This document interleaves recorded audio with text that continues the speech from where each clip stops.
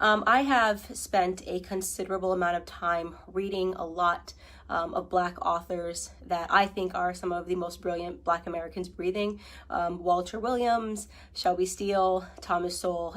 Shelby Steele said that the Black community is unique from other communities because we are the only community that caters to the bottom denominator of our society. Now, let me explain what that means.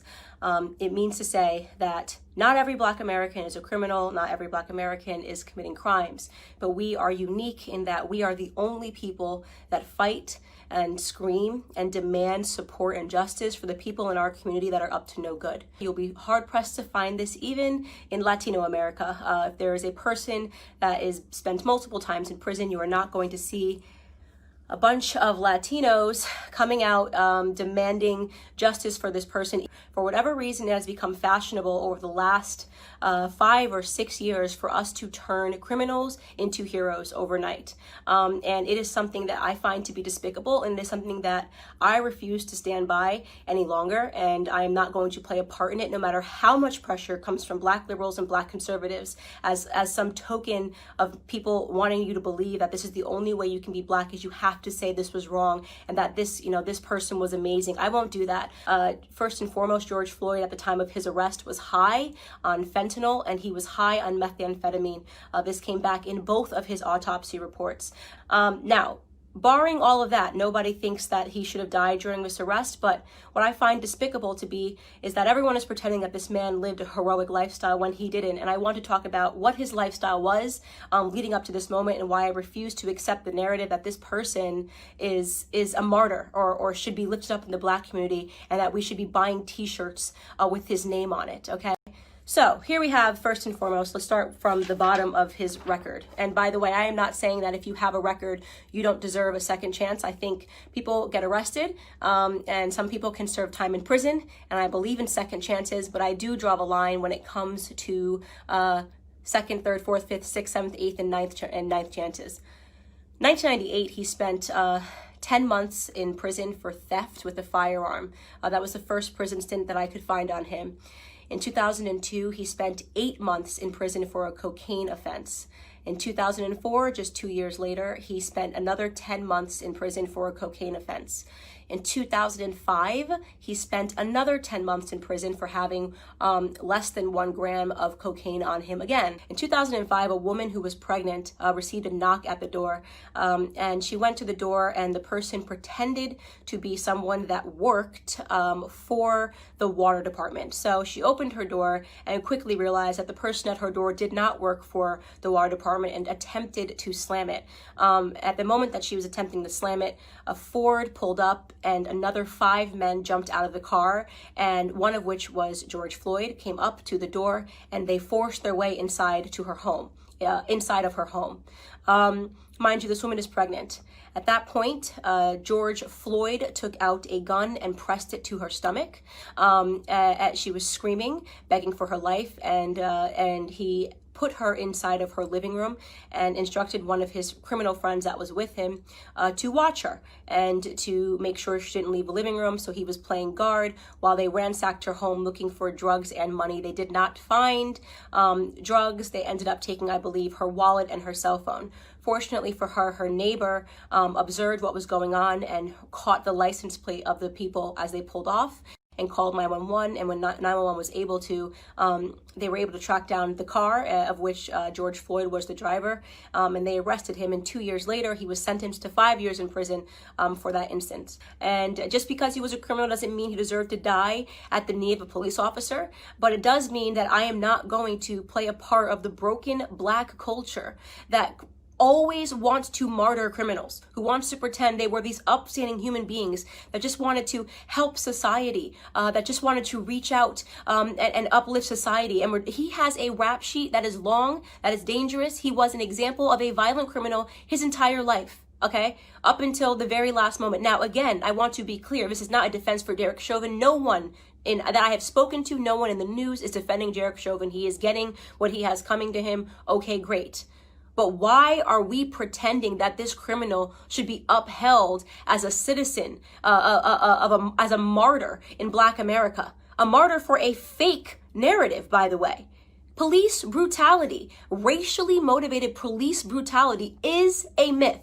Okay, so let's get into that. Not only are we using this death, right, and allowing it to cause these riots and protests, pretending this was some upstanding citizen in the Black community who was tackled down and killed for no reason, right? Not only are we allowing it to inspire riots in which Black people are dying, in which actual upstanding Black citizens are dying. Case in point, I'm sure you guys have all now seen David, the sheriff, who was shot and killed for trying to protect a pawn shop from looters. An upstanding citizen, an actual head of a police, he was the head of a police his entire life, 77 years old, did everything right?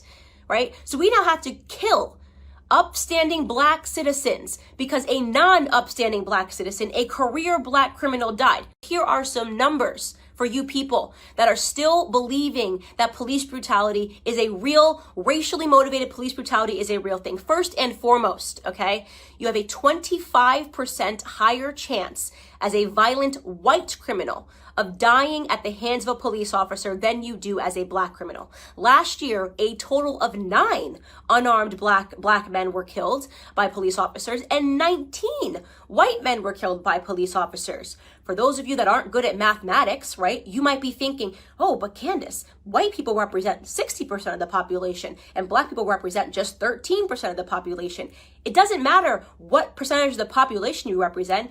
It matters what percentage of the violent criminal community you represent. And unfortunately, Black community commits a disproportionate amount of crimes compared to the white community. Let me tell you, 6% of the population, right, Black men, 6% of the population account for 44% of all murders in this country, according to 2018 statistics. That is what you call a gap. And yet white people who represent 60% of the population, we represent 13, Black men are 6%, only represent 50% of all the murders, right? That makes no sense. That makes no sense. A 6-point variation in a community where we are extreme minorities. We commit 50% of all violent offenses, evenly split, and we're only 13% of the population, okay? So we have a lot more encounters with police officers. And don't say the police officers are coming around because we're Black. I'm talking about violent criminals. I'm talking about murder, 44% of murders, okay? You want to talk about real statistics? The police officers have way more to be fearful of in the Black community than the other way around, okay? We commit, on average, a police officer is 18 and a half times more likely to be killed by a Black person than the other way around. Okay, so this entire narrative is complete smoke and mirrors. It's all made up. It's just election fodder. It's white versus Black because it's an election year, not because Black Americans are suffering at the hands of police officers more than white Americans. Do some police officers do the wrong thing? Yes. I don't think there's anybody in the world who has not encountered a police officer and thought this person is an absolute jerk who is power tripping, whether you are Black or white. We know they exist. And we know they're always going to exist, by the way, because they're human beings. And sometimes human beings suck. In fact, if you want to attack a community for accidental slayings or brutality, did you know that doctors accidentally kill 250,000 people every year because of mistakes? Did you know there's been doctors that have been arrested for being serial killers that just were killing people because they wanted to? Do we protest and boycott doctors? Do we assume all doctors are horrible human beings because some doctors are? Or do we realize that society is not perfectible? People suck in every profession. It is no excuse to paint society with a broad brush. It is certainly no excuse to accept a Democrat narrative, okay, that Black people are being disproportionately hunted down by police officers because of the color of their skin. You want to know the best way to avoid not being brutalized by a police officer is to limit the amount of encounters you need to have with them, especially when it comes to violent crimes. Okay? I am not going to stand for this continual bottom-feeding narrative of us martyring people that have had 5, 6, 7 stints in prison and then pretending they were upstanding heroes to our community. It's bullshit. It's bullshit. Excuse my language. It's absolute bullshit, and I'm tired of it.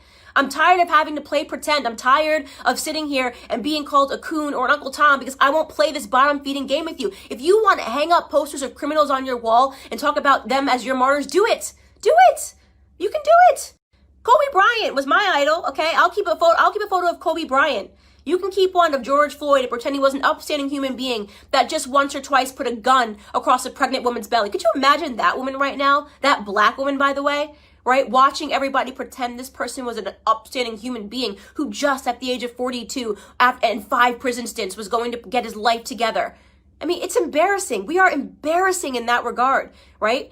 This is why we have a cycle and a toxic culture, because nobody wants to tell the truth in Black America.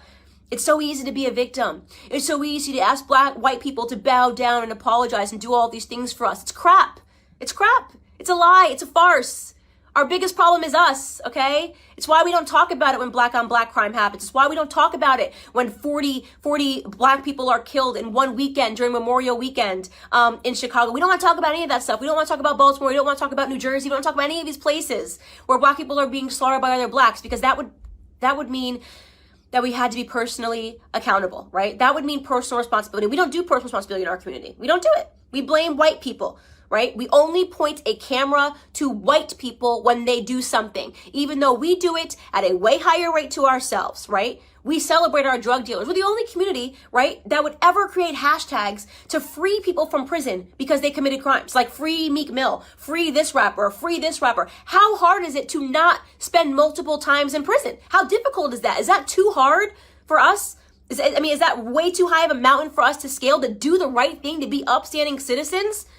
That is the call to action that I have for Black America with Blexit. Like, why do we keep fulfilling this narrative? What do you think the perception of us, by the way, is on the outside? You ever look at the comments? You ever go into like an anonymous blog and see what people say? Oh, just black people being black people. I see those racist comments. Oh, just black people got to riot. Black people got to be black people. You know how they are. Oh, just black people being ignorant. That is the perception. When people get to be anonymous and talk about us, that's what they think about us, right? They think that we are the kind of people that will forever uphold criminals as the martyrs of our society, that we will never take account for the things that we do wrong, right? That we don't have it within us to educate ourselves to get ahead. And that for those of us that actually do it, well, we get called coons, right? You got Condoleezza Rice, she's a coon. Larry Elder, he's a coon. Dr. Ben Carson, brain surgeon, first ever to perform the surgery of splitting twins that are connected by the head. He's a coon, right? What a loser he is. What a stupid guy he is. Kanye West says he's not going to be told to do it because of the color of his skin. He's a coon. He's lost. He's in the sunken place. The sunken place. That's where we all are, right? Because we demand more and we will get more out of this society, because we're going to get ahead, right? That's what's going to happen. We're going to get ahead. Black conservatives get ahead because we don't subscribe to this narrative. Because you're not going to catch me outside trying to grab a TV pretending that it's because a martyr named George Floyd got killed. Okay? I'm a big believer that no matter what color you are, you do stupid things, you win stupid prizes. Okay? We have to do better. We have to teach our kids better, or we're not going to get ahead, right? Anyways, this is just a rant because I have been feeling super annoyed at these depictions in society. I have no apologies here to make. George Floyd is not my martyr. He can be yours. That's all I have to say to Black America.